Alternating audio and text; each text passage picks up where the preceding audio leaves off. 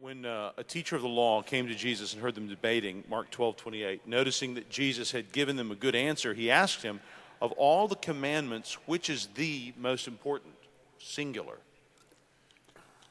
The most important one, singular, answered Jesus, is this: Hear, O Israel, the Lord our God, the Lord is one. Love the Lord your God with all your heart and with all your soul and with all your mind, with all your strength.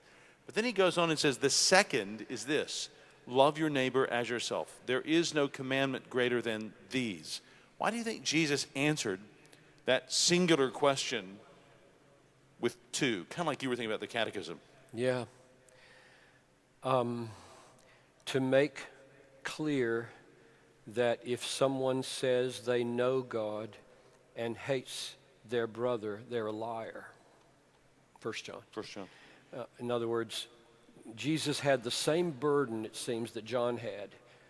John knew that there were people who were good vertical talkers of loving God, knowing God, following God, and they mistreated people. They hated people. And John was just blunt and said, you don't know God. You're liars. You're liars. You don't know God. You don't love God. So I think this is Jesus' way to saying, the reason the second is like it, because without this fruit, you don't have this. So are these two commandments a good summary of the mission of the church?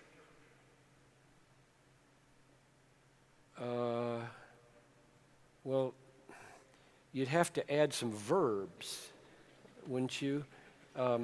You'd have love. No. Go and teach people the gospel so that they can do the first commandment.